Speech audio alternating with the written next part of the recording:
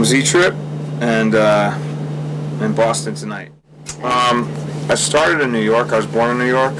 Got turned on to hip-hop there. Moved to Arizona, and definitely tried to do my thing out there, and was there for quite a long time, and did my thing. And then moved to LA. I've been in LA for about 5 or 6 years, and yeah, so I've just been non-stop. I've been doing this for over 20 years now. At this Really? point. Yeah. What part of Arizona? Phoenix, Tempe, Scottsdale, Mesa. I lived everywhere out there. Yeah, New River.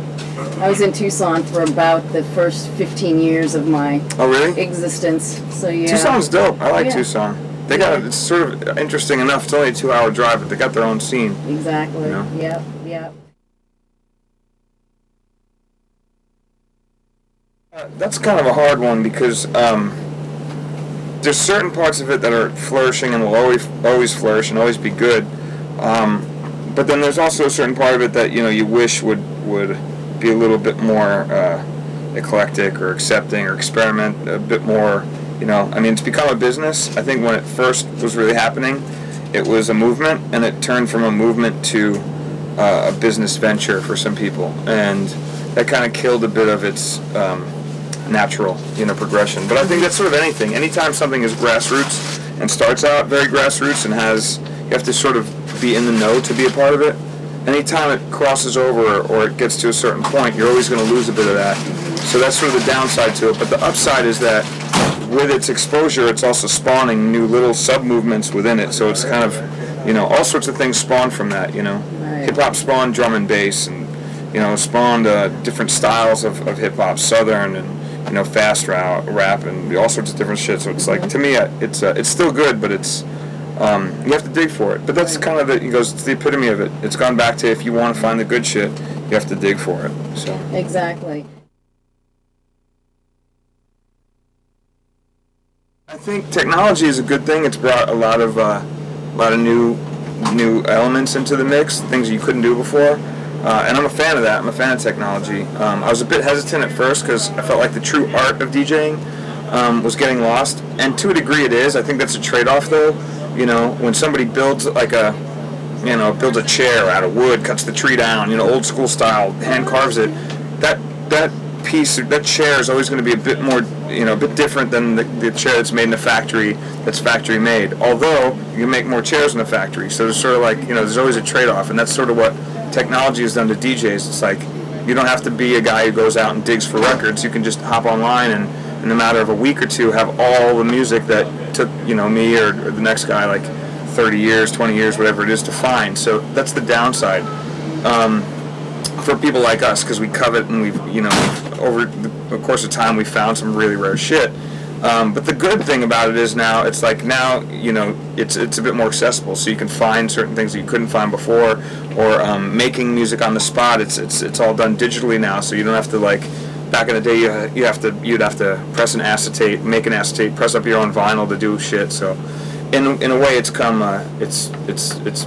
forward, which is a good thing.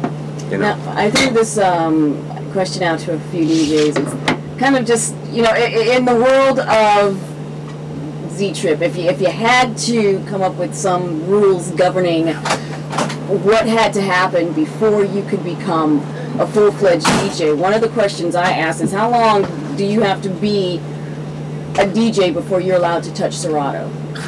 That's good. Well, in my thing, I would say you have to put in at least 7 years. Okay. Easily 7 years. That would be my thing. But at the same time, imposing rules and putting rules on anything is also sort of, it's a weird sort of contradiction, because if somebody has the ability to do it on Serato now, they could be incredible in 7 years and be further along than if they had taken the 7 years to do it the old way. So, I mean, my thing is, if you can do both, that's probably the way to do it. I mean, I think at this point, it's split. Everything is split, analog and digital. It's like, it's gone this route, and if you follow both, each has benefits, and if you can dabble in both, you're gonna do better. Actually, I think. Right.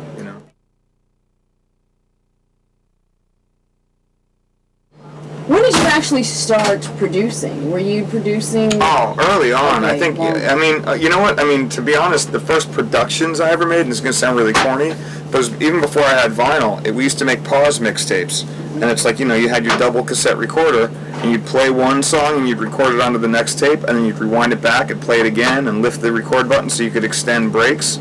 So that's like what DJs do by extending breaks. We were doing that on pause tapes, and that's probably my first deals. I would sit home, and you know, I had nothing to do as a kid. I found these mixes that I would get, you know, people would hand me, or I'd tape off the radio in New York, and I'd make my own pause mixtapes, and before I knew it, I'd, like, you know, would have a song that was only on the tape for maybe 2 minutes. I had for like 10 minutes, and I'd dissect it. It would sound like shit, whatever, but it was, you know, that was sort of it. So those were my first productions, but I mean, the mentality of paying attention to where things lie in mixtapes and where the break was and everything, once I digested that concept, I started applying it towards music, and hearing people like, you know, the Beastie Boys, when they sampled When the Levee Breaks from Led Zeppelin. You know, I grew up listening to that record via my brother and always knew that record. Or when I heard a James Brown record and I heard the loop going over and over, I'm like, how the fuck are they doing that? And then I sort of put it together with the pause mixtapes. When I first got my first sampler, I started looping up things and starting to emulate what I was hearing. And after a while, I started realizing I got pretty good at it because I was paying attention. It's really,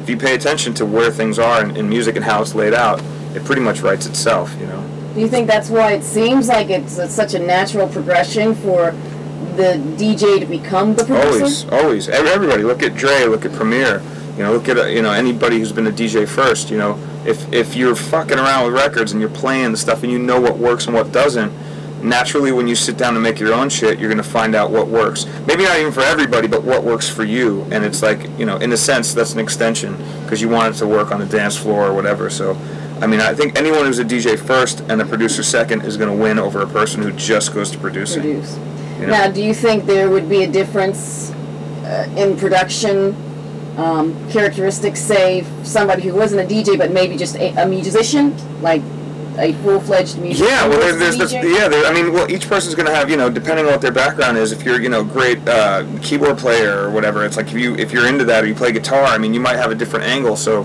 there's always that. I think anyone who comes from a musical background, period, is going to be better off than somebody who just sits down and buys a sampler or a keyboard or, you know, Pro Tools or whatever and just sits down and starts. It's like you have to have a bit of an idea of where it's gone, or just, you know, even if you're just a music lover, I think you're good, but you know, if you've dabbled in stuff, then it's going to help you. My thing was drums, so I was always about beats. I always was like, that was the anchor for me. Like, everything else was cool, but it was secondary. If the beat was rocking, then my head was nodding. Whether it be hip hop or funk or whatever, you know, it's always has been about the beat. It always will be till I'm dead.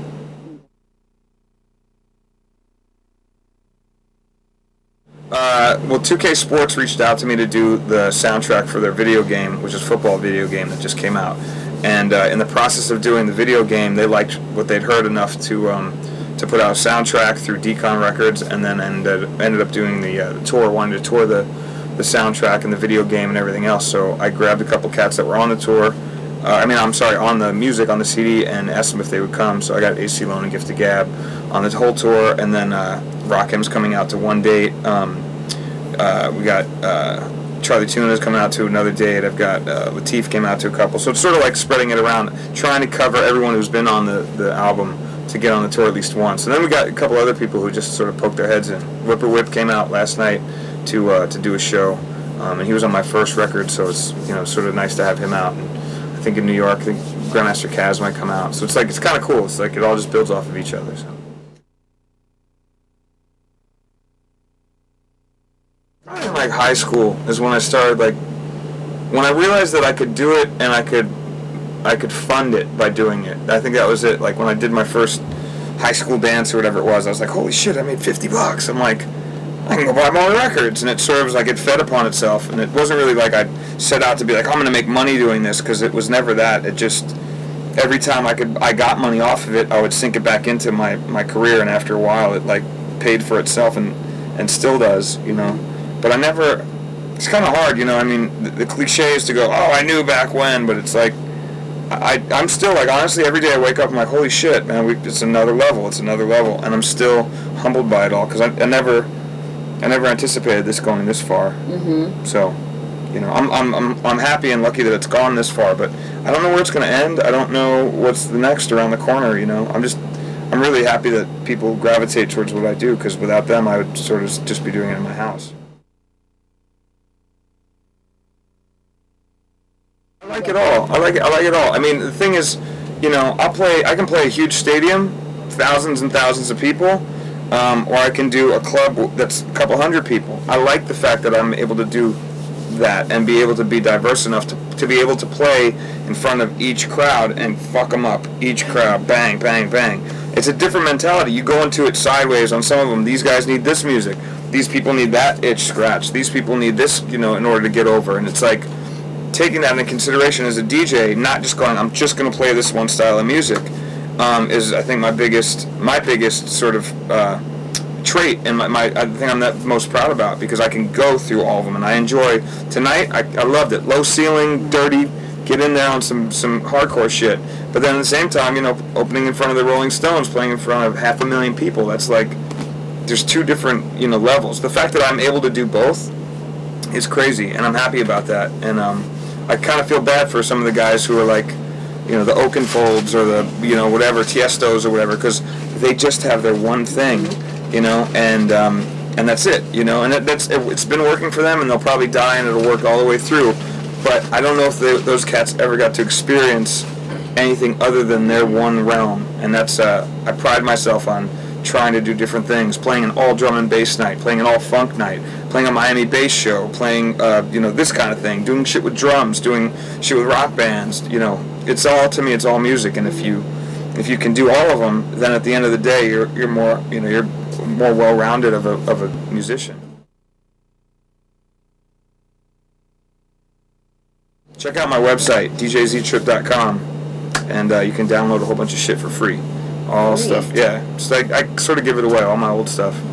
And you're fine with that? That's good stuff? That's... You know what? I'm on a tour bus with my name, my face on the side of the tour bus. It works. So like, I'm cool with it at this point. I'm like, you know, it's good. I'm good with it. And to me, honestly, that's how it started anyway. I gave all my music out.